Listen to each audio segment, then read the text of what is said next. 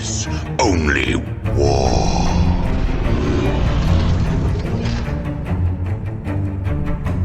What is up, gents? 40k Dirtbags here. We got a battle report for you. It's going to be kind of a little bit different. We're doing a shorter battle report, but we're going over, holy shit, this list that I've been making since the beginning of 10th edition. Chaos Space Marines, you guys know that I've been playing them for a while. In 9th edition, we got ranked #1 Chaos Space Marine player in the world right at the end of 9th. And then there's another person in the ITC rankings that plays World Eaters, which they're placed under Chaos Space Marines, which I don't fucking understand. But that guy is right above me with World Eaters, but we're still the #1 Chaos Space Marine player in the world ranked. So we're trying to practice going into LVO. So I'm trying to come up with a list that's going to be good for LVO, and you guys will get to see that in the next upcoming videos and tournaments and stuff like that. We had so much fun last year at LVO playing Grey Knights. We got ranked #1 Grey Knight player in the world because of LVO. So going back in with Chaos Space Marine, hopefully I get to see a lot of you guys at LVO. If you guys are a Dirtbag, definitely come up and say hi. I have Dirtbag Dice limited edition to give it to you guys. And also just to say hi and kind of what you like about the channel. But if you guys are new and you play, Chaos Space Marine, this channel is fucking awesome for that. Our Discord, Chaos, is basically run by Mike. He's actually going to be the other dude in this video, and we, try and hop in there all the time just to help you guys out. But if you guys are Patreons, you guys are obviously awesome. Thank you for the support. We've been growing so much on Patreons. We're already up to $700 a month. Thanks to you guys for putting everything in and wanting to grow this channel as much as me and Mike do. And once we got to $1,000 a month, we're going to be doing another giveaway. We did a giveaway at 500, which was awesome. We basically gave away way more than $500 worth of stuff. Once we get up to 1,000, we're going to be giving away about $1,000 worth of stuff, merchandise, everything to all the Patrons. Just kind of spin a wheel and kind of give away all that stuff to you guys just for supporting the channel. If you guys are interested in the competitive, $1 a month gets these videos to you first on Patreon. $5 is just a Just Car. You guys want us to grow a little bit more and help support us. $10 a month is a competitive Patreon where you guys get to message me one-on-one and we go over list ideas, tactics, ideas, any questions you possibly have. Always message me. There's never a bad question. And then Grandmasters, you guys get to kind of go one-on-one with more coaching. We set up calls, we do TTS, anything you guys really need. You guys get first dibs as a Grandmaster, and you get limited Dirtbag Dice anytime you buy something through the merch store. So you guys are fucking awesome. So let's keep it growing. 300 more until we give away that huge fucking $1,000 thing. And I think for the $1,000, we actually ordered, shout out to, what's his name? The Drunk Fest dude on 40k. Wow, why am I blanking on his name? Hold on. Major Kill. How do I forget Major Kill's name? So we bought Major Kill's mini, the Emperor, the big Emperor mini that he's been selling. So I actually bought a medium-sized one and then a small game one. And I'm actually going to be giving those away to my Grandmasters and competitive Dirtbags on the giveaway. So that's going to be given away as well. The model is fucking sick. I want to get professionally painted for mine as well, but that's going to be given away. So that was pretty cool. That was about $150 or something each. Cool. But let's get into the video. So first, I don't know what I did, but this list seems to be really fun. It's a lot of models, and the Horde meta is coming back into 40k, which I'm super excited about. But my playstyle with Grey Knights changed a little bit going from 9th to 10th edition, so I kind of had to change it up a little bit and gear towards the playstyle of Grey Knights, where you have to kind of teleport around, do secondary stuff like that. Chaos, completely different. They just want to fucking nuke everything on the other side of the table and just kill themselves in the same process. But let's go over the benefits of this list. We're going to go over the list first, and then we're going to go over the pictures of the battle report. Let me know in the comments below what you like, what you didn't like, what we can improve, and if you like these types of battle reports, because a lot of them have been coming up on the channel. We've been got a lot of good reviews and positive reviews from it. It's better than watching a 3-4 hour battle report and kind of getting lost in it. I know a lot of people like to put it up while they're painting or working or something like that, but this one, it's kind of easier, and you get kind of everything you need to know right at once within, I don't know, 30 minutes, sometimes less. So let's get into the list. Grey Knight list. All right. So this is the list. We are doing a Cursed Cultist. I did change this up. This is my most up-to-date list, which we're going to be doing a 3-0 battle report for the RTT we just won last week. So we're going to another RTT with this list right here. The last list was a little bit different. You'll see it in the video, but this list got a 3-0 victory at the RTT. So I'm going to make a video on that as well. So stay tuned for that. Make sure you hit the subscribe so these videos actually pop up for you guys. So let's get into it. First, we got Abaddon. Abaddon is mainly in this list to give us the 4-up invuln save. We do have the rerolls, but with the undivided 1 CP reroll strat, you don't really need his rerolls. Mainly, he's there to give everybody in your army a 6-inch aura of 4-up invuln save. So instead of having the 5-up invuln save, you basically have a 50-50 shot of surviving the save from Abaddon, coming in with all of your cursed cultists. So that's mainly why and he's a beat stick. Like, he's just fucking scary if he gets near you. So Abaddon's in there for that specifically. And then we have Dark Commune Undivided, Dark Commune Undivided, and guess what? Dark Commune Undivided. Somebody, I think the turtle dude on YouTube, went over our list and he liked it, but just wasn't sure what the hell it did. So I hit him up. He hasn't hit me back. Tactical Tortoise. So if anybody can get to Tactical Tortoise, I would definitely love to do a collab with him and kind of go over some crazy fucking ideas. Him and Matt, who actually played the Space Marine Black Stealthy People list, he fucking loved his list, and Matt's one of the best players we have in our meta. But we have Cultist Mob, just for sticky objectives, Nurgle, so in case you need to spend 1 CP so they don't get shot at. And then we have the Legionnaires, which I honestly love the Legionnaires with Abby. I know a lot of people have been running Terminators with them, so they can either deep strike, rapid ingress, just be tankier. But Abaddon, again, is literally only there for the 4-up invuln save. So I have the same save as a fucking Terminator. I just don't have a 2-up save. So, I mean, it's essentially saying I have 1 less wound. It's way cheaper. I have 10 models for 180 points compared to 5 of them for 195. So, also, what do you get out of Legionnaires is their speed 6. So they actually get to have a little bit extra movement when you're trying to reach out and get that advance and charge off on a unit. So that way Abaddon can move his slow ass into combat. With them also, they have a icon, which they get to reroll dark pacts. So anytime you do a dark pact, Abaddon has a chance to do a 2+, get a CP. So if you fail that with a Terminator, you can't fucking reroll it. So you got to make sure that you're passing it, and they give you a chance to pass it twice if you fail it. And then obviously if you pass it, you get a 2+ on Abaddon. But it's just, it's an additional benefit of having the Legionnaires in your unit. Plus, you can have a last cannon in. I wish you could have 2, but you can't double it up. So we have a last cannon and a heavy bolter, just for the long range, in case like you need to stick a guy out and get 1 long range shot, so you can do a dark pact, because you need to actually see somebody to do a dark pact. So they kind of stick their butt out, shoot something really far away, and then you do the leadership test and then try and get a 2+ for Abaddon. But the heavy bolter actually did a lot of work in this game you're about to see. So 1 heavy bolter, 2 damage, and then 1 last cannon, just extra shots from long range. Everybody else has a chainsword. So we have 1 heavy melee weapon. I wish we could have 2, but 1 heavy melee weapon, the rest chainswords, and then the leader has a plasma pistol and a heavy melee weapon. So 2 heavy melee weapons, the rest chainswords, 1 plasma, 1 heavy bolter, and 1 last cannon. So that's kind of why we have the Legionnaires in the list, so that way Abaddon doesn't get nuked by himself. They also let us reroll the dark packs, and their speed 6. One more thing, bonus, is that they let you reroll all wounds if you're targeting a unit on an objective. So Abaddon also gets that. So you can spend 1 CP to get full rerolls, hit and wound, whatever, but at least with this, you don't have to spend 1 CP. You basically just get all reroll wounds. Now, you're going to be able to explode on 5s because of Abaddon. So you're going to run up, hit on 2s, explode on 5s, and then wound on 2s most of the time, and then full rerolls just fishing for those 6s to do devastating wounds.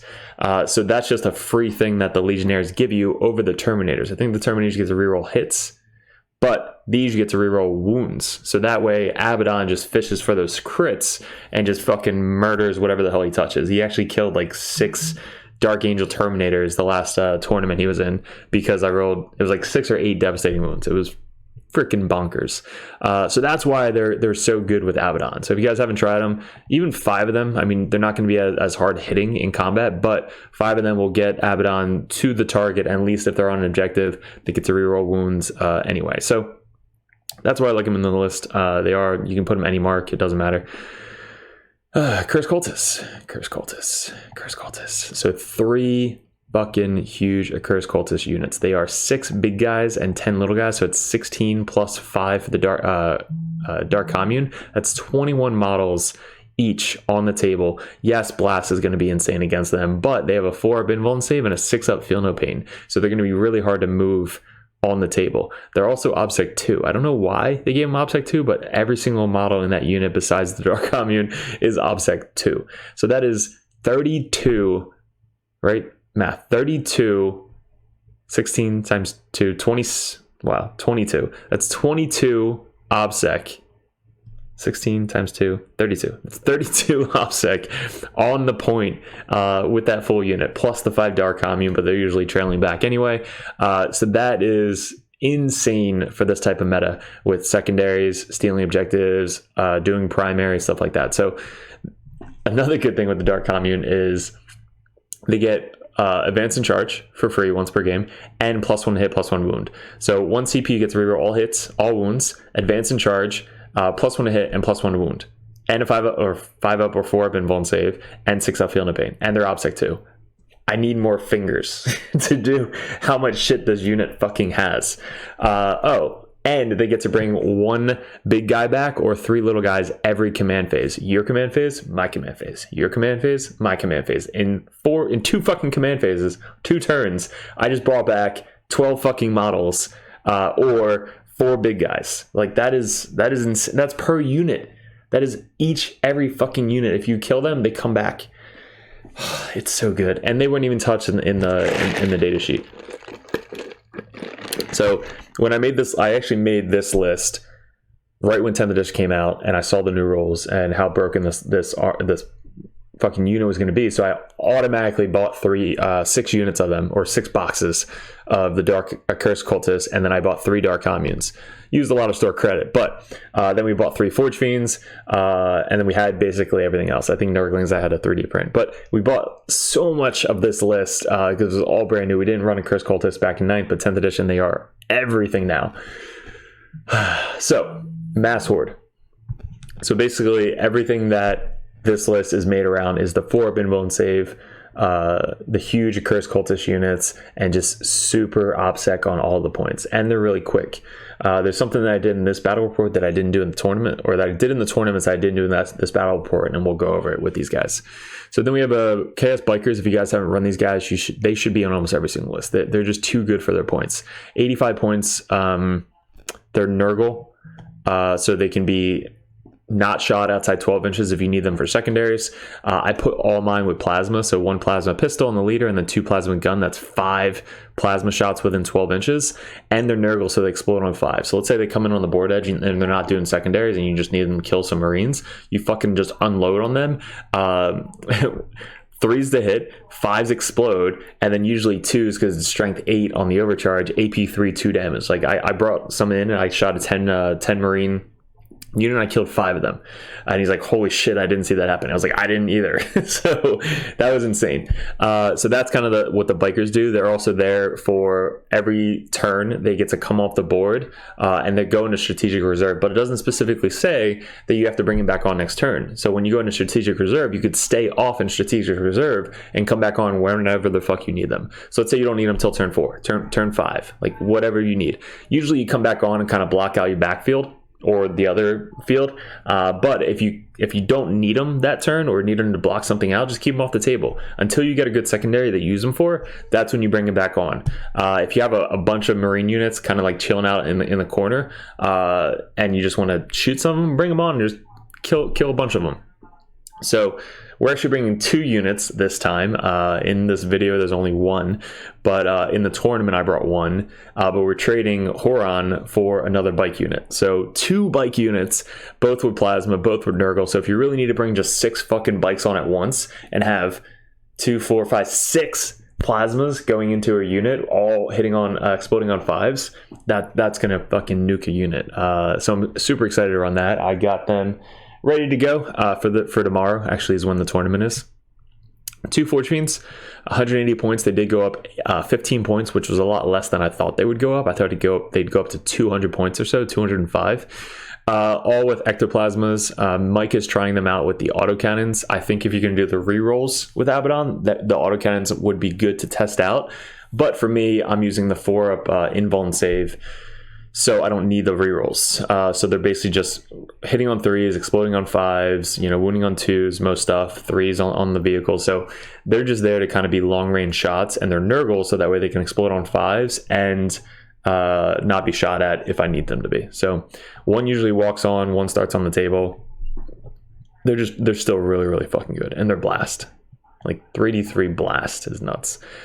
3 units of Nurglings. Why are they so good in this list? Can you guys tell me what Nurglings do besides 35-point secondary units?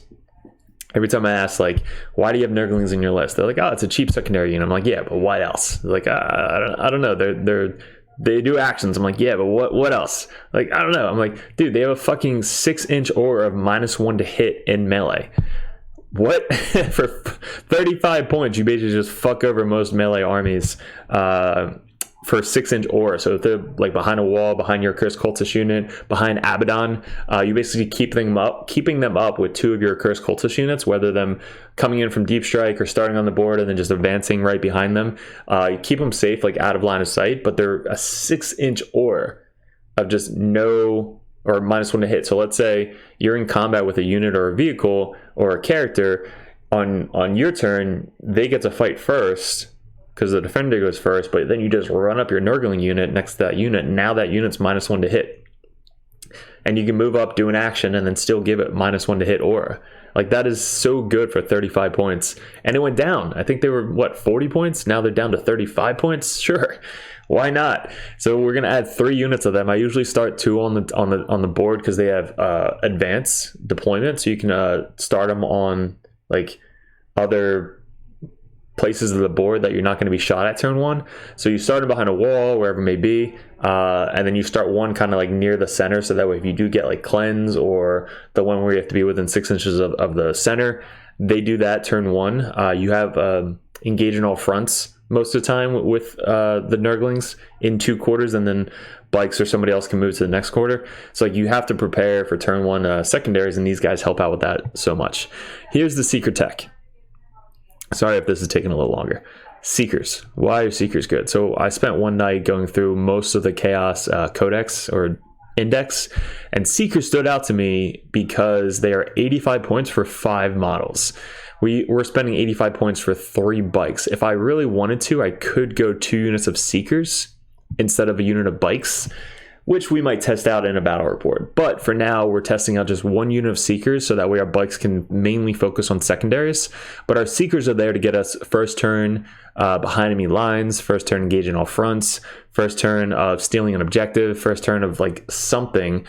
Or if we don't get a good secondary turn 1, we just block out the fucking opponent in their deployment zone. So they're mounted, so they can't go through walls or anything, but they're so fast that you can basically block them on the other side of the wall so they can't move through you, or run around the wall and be within 2 inches of the other guy on the other side of the wall, like your own guy. So that way, like, how it works is their bases are wide.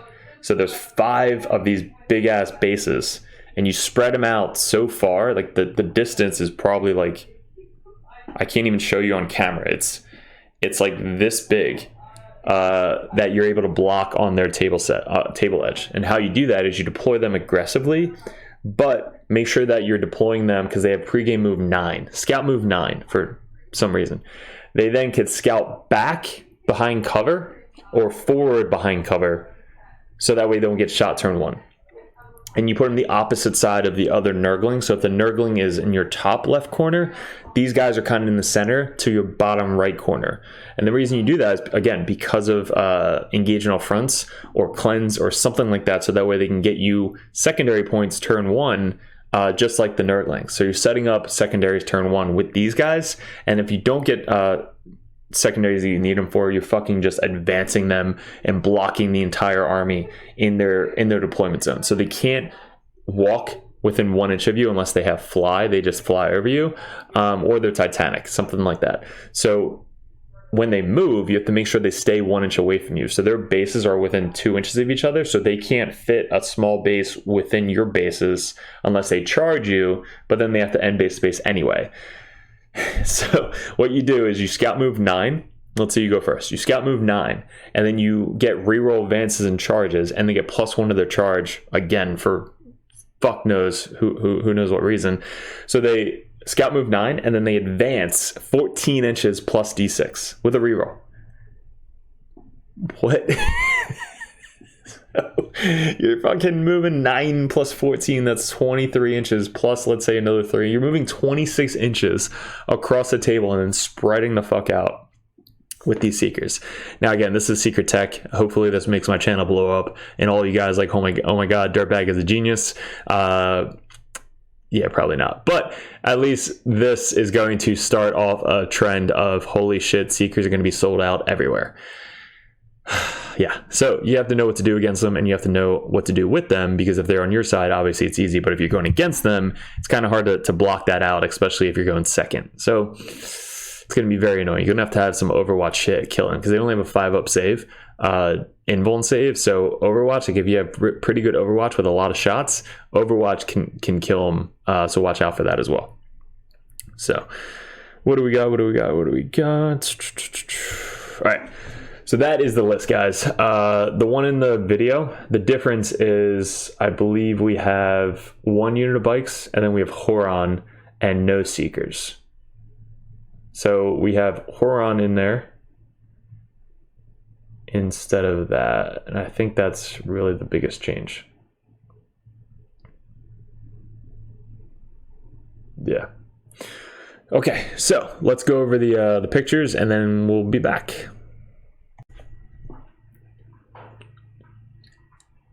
All right, so this is the army, kind of what it looks like. Let me make myself smaller. All right, we got another unit of Nurglings that we're missing right here. Horon's down here, and then I try to color code the zombies so it's easier to differentiate the units. We have silver, blue, and orange, and then all the big guys, 6 in each squad. I use this for the first tournament coming up, which we'll make a video on. But they all have to be painted, so I'm trying to paint all these guys before LVO. This honestly might be a list for LVO because it's 7-0 right now for the 7 games that we've been playing it. 6 RTT games and this game against Mike. 2 Forge Fiends, both Nurgle and Abaddon. All basically everything was painted Night Lords, including the Cultists. So I have to try and figure out how to paint all the Dark Commune and all these guys to try and look Night Lordy themed. Same with these guys. These guys are going to look Night Lords as well. So this was the deployment. This was the first mission in the RTT. Coming up, it's the one where you get points if you have characters in the center, and then 3 points if you control your home objective. So you get 3 and then 6, another 3, so 6 per objective if you have a character on it. And we found out that you have to have a character model, not a character unit. I always thought it was character unit. So like if a unit just touches it, they get the benefit, but it has to be the character model on the objective. So this was the deployment, 18 inches up. These bikes are proxying as Seekers because it's our Seeker tech. So they're going to be Seekers to start off. We have everything else. We have a unit over here. We have 2 accursed cultist units over here. We have bikes back there, Nurglings up there. They're in there for the -1 to hit melee, and then these guys pre-gamed up there. Mike copied our 3 Nurgling as well, 3x3 Nurglings, just because you can actually block out a lot of people by advanced deploying them, and then they can't start outside 9 inches, 12 inches if you have the Space Marine bubble guys. He's got his flamers over here with a unit of cultists always touching the objective, so that way you can get sticky turn 1. Forge Fiend is off the table. This Forge Fiend's on the table. He has another Forge Fiend walking on with the Termi brick and Abby over here, and everything else I think is in deep strike. So this is our deployment on this side. That's his deployment on that side. So he went first. I wasn't able to get the 4-up invuln save on my guys turn 1 because it's in your command phase. Abaddon gets to pick an ability, not the battle round. So when you start the game, you have to make sure that all your guys are hitting. This is my first mistake, and this is what made me change up Horon a little bit and also put guys in reserve. So every single game after this one, we realized that we can only really fit 2 full Cursed Cultists behind cover without getting shot. So 3 units is just way too much. So we have to walk the other unit on so that way they can come in from rapid ingress, which we didn't do this game. And this is what happened. So he got a line of sight on his Forge Fiend going all the way down here 36 inches. He basically nukes this whole squad right here, all but like one big guy is all that's left. So 1 Forge Fiend and like 2 little Terminators killed all but fucking the Dark Commune and 1 Accursed Cultist. This is something else that I realized, that you can kill the Accursed Cultist models as long as you don't kill the character.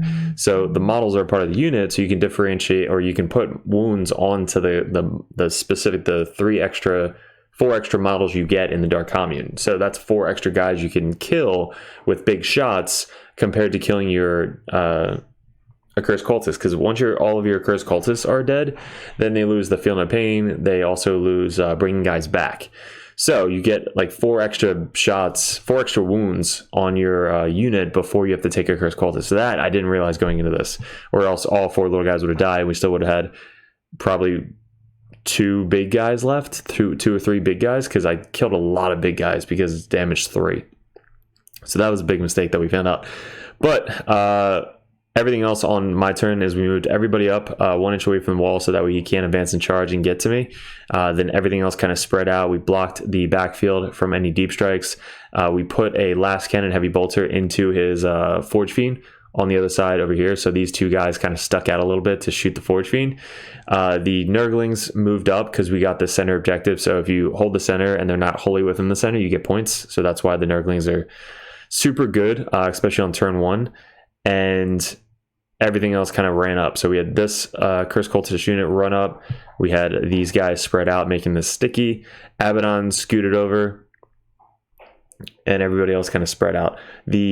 These guys, they pre-game moved 9 inches because they started on my battle line. Now, when you pre-game move, you just want to be behind cover. So the pre-game moved 9 inches up to here, and then he wasn't able to shoot me turn 1. And then they basically fucking fly 14 inches all the way over to here to charge the cultists. So we had to get behind me line, or engage in all fronts. So we had the top one, we had this one. So we needed our seekers to get on this side of the board, which we did, which we just marked off this dice right here. So as long as they end on that side of the dice, we get engaged in all fronts. So we left, I think, 4 cultists alive. So there you were, kind of just chilling there. And that was it wasn't crazy turn 1. I got that, and behind enemy lines, he got cleanse or something. I think that's why the flamers were out in the center.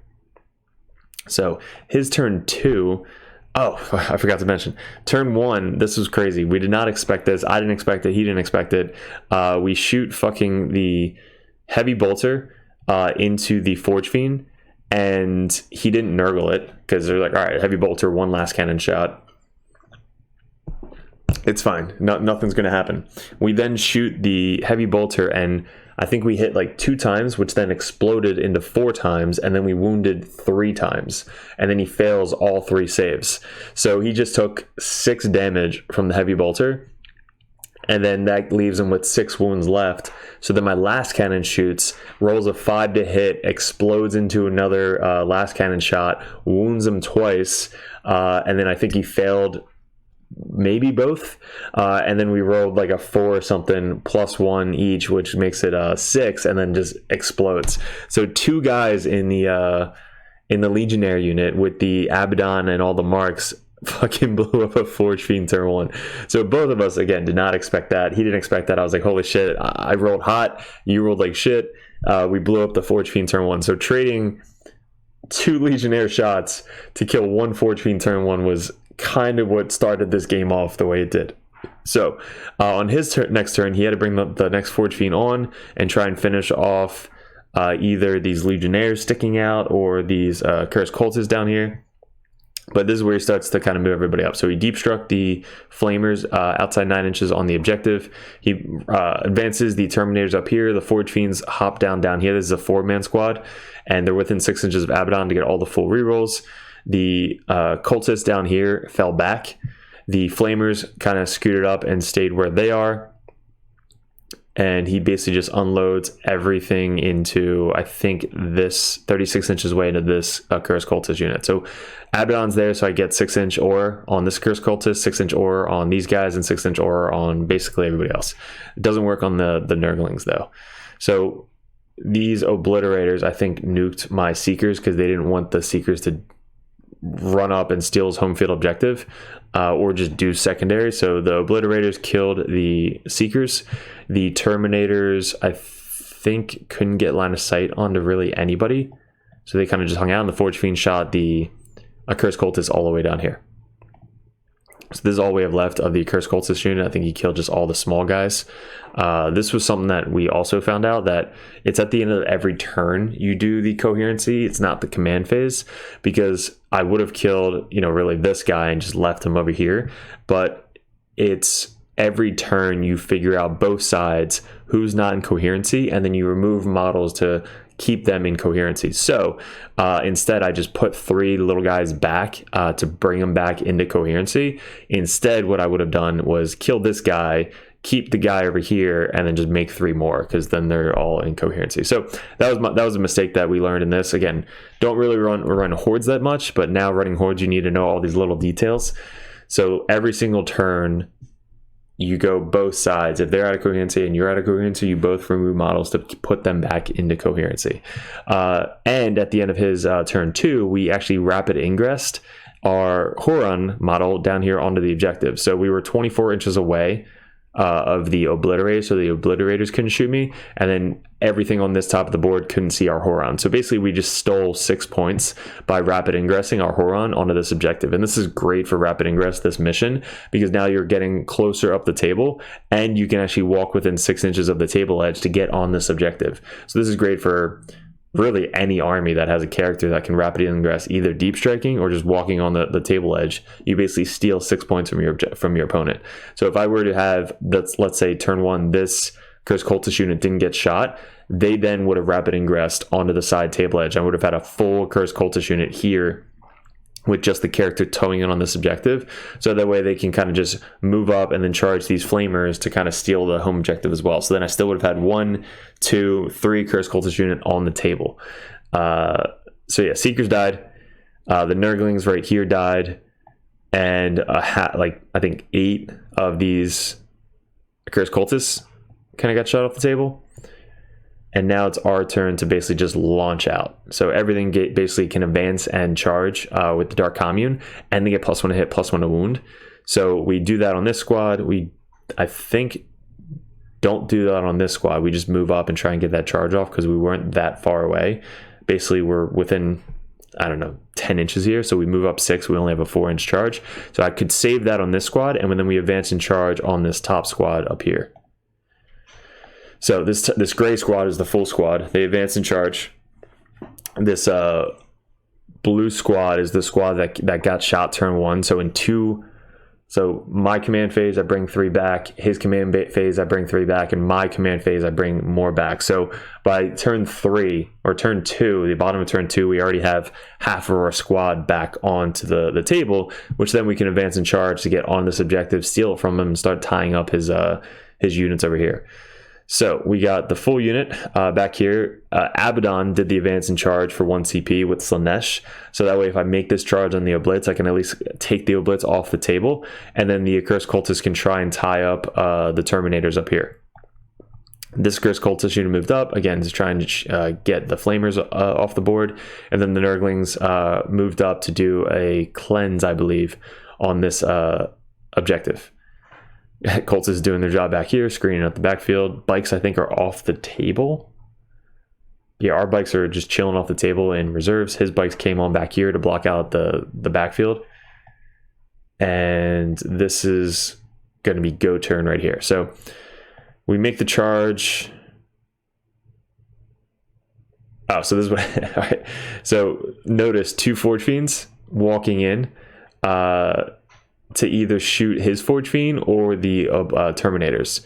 So he can only Nurgle one of them. So he Nurgles the Forge Fiend because he already lost 1 Forge Fiend. So if he loses one more, it's kind of fucking game over. So he Nurgles the Forge Fiend, which then we just unload everything into the Terminators. So we blow up the Terminators. We kill 6 of them. And then we throw a grenade onto this Obliterator. After shooting it with like a last cannon and plasma and all that stuff. So we kill 1 Obliterator with a grenade and some random shots, and then the 2 Forge Fiends take out 6 Terminators. We'll leave the Flamers because we do want to kind of get a charge target, and then Abaddon's unit charges into the Oblit. So we have about a 7-inch charge right here. Let's see. Yep. So Obliterators now are deleted because Abaddon got into them. These guys made their charge, and I was like, "Do you want to take the Flamers off the table?" He's like, "Nah, you can roll it out," because he's rolled some crazy statistics with the 4-up saves. So I didn't get all my guys into it. I think I only got 1, 2, 3, 4, 5 big guys. I didn't spend a CP to reroll, so I'm basically hitting on 4s, wounding on 3s, and he's got a 4-up save. So I don't kill the Flamers with this squad, and then I put my 1 character on this objective, and then we have that center objective as well. Horon, I think, is still chilling on this objective down here. 2 Oblits deep struck outside 9 inches behind this wall right here to try and get some shots off on the Legionnaires or these guys. 2 Forge Fiends are still alive. This Forge Fiend has 3 wounds left from taking shots from the other Forge Fiend on the other side. Abaddon's unit moves up and gets tied up with the Cursed Cultist unit. I think I charged them to try and finish them off, or at least do some more wounds. The last Cursed Cultist unit is just chilling back here, waiting to use the advance and charge. So I think the turn prior we advanced and charged with the unit that was already wounded, and then we have 1 more waiting in the wing behind this wall, so that way they can fucking advance and charge if he kills our Abbey. So if he kills our Abbey, no worries. I have 1 extra full squad to come out and kill his Abbey, plus 2 Forge Fiends still alive. So this is the end of the 3rd battle round. The Oblits came out, moved up and charged to try and get on the objective. I think they're 3 OBSEC each, so they're basically 6 OBSEC. So we just have to get more than 6 models on the table, which we have 2, 4, 6, 8, 10. So we have 10 on this objective. He has 9, so he stole that objective. And then over here, he's got 1, 2, 3. We have 2, 4, 5. So we basically stole this objective with Horon still chilling on this point. And again, every command phase, we're bringing guys back. So his command phase, my command phase, we're just adding people onto objectives. Once the Cursed Cultists get on the objective, you don't really remove them from the objectives. So we technically still have their thing that could do once per game, advance and charge, and we have their thing once per game that can advance and charge. Abaddon's still kind of tied up with this. The 4-up invuln save is just ridiculous. Abaddon died from shooting of this, and the Obliterators. So he actually killed Abaddon to shooting. And there's a little flamer guy right there, which can fall back and do actions. That's why they're so good. And then Abaddon's kind of tied up with these 4 Cursed Cultists on the point over here. So our bikes, where our bikes coming in, his bikes are down here. Our bikes are still fucking off the table. But we're basically at this point, we have most of the game. And at this point, we kind of called it because we started late at the store and the store was closing. But this is going into my turn. So this is the end of his turn. He's got Oblits tied up, Abaddon tied up. I still have 2 Forge Fiends and a full unit right here. So this is what I would have done if it was my turn. We would basically, Horon would walk up, Flamer, and charge these guys off the objective. These guys would probably spend 1 CP to fall back and then charge these guys. And then these guys would spend their advance and charge, move up, advance, charge Abaddon, kill Abaddon, consolidate into the Forge Fiend if it's still alive. But these 2 Forge Fiends would just basically move up and either blow up Abaddon, like they would fall back, blow up Abaddon. If Abaddon lives, or we can't shoot him, we'll then shoot the Forge Fiend and kill Forge Fiend. So by the end of this turn, Abby should be dead, the Forge Fiend should be dead, and these last 2 Obliterators should be dead. And then even if he has the Flamers alive, they're not really going to be doing too much, and everything else dead. So he has a 3-man bike unit. Our 3-man bike unit is still alive. He has 10 cultists, and that's it. So we almost table him. and we still have 2 full units of Accursed Cultists, 1 Dark Commune, 2 Forge, 1.5 Forge Fiends, Cultists, 3 Bikes, and Horon left on the table. So this mission is super hard into some armies, but if you can kind of start as far forward and just advance onto the points, or if he moves onto the point, you advance and charge onto the point, then you're basically just camping these points the rest of the game. Because if you control 2 with characters and then you hold your backfield, you're getting 15 points every single turn. And then the last one, you can just keep throwing models on just to contest. And stealing the opponent's backfield is kind of hard in this one, because it's just so fucking far away. Having deep strike units or people coming in from rapid ingress is going to be key, because let's say he leaves this whole backfield open, or he leaves this backfield open on turn 3, you can actually rapid ingress, come in here on his turn, can't really be shot even if they do. Some Accursed Cultists die, you then make them to make your charge farther, and then you kind of advance or just walk up and then charge and take over their backfield. So let's say, luckily on turn 3, you get Capture Enemy Outpost, which is 8 points. You already have a guy, your guy's on their backfield objective or near the backfield objective. You then just fucking move up, charge, and even if you don't kill whatever's on the objective, you have 30 OBSEC in your unit that you're going to steal the backfield. So that was the quick game, quick battle report. We're going to do a full battle report on the tournament we just won with this list. And then we actually just went 3-0 again at the RTT this last weekend. So 2 RTTs in a row with 3-0 with this similar list. 3 Accursed Cultists, 3 Dark Communes, 2 Forge Fiends, Abaddon, Legionnaires, Cultists, 2 Bike Units, and Seekers. And then 3x3 Nurglings, which is amazing.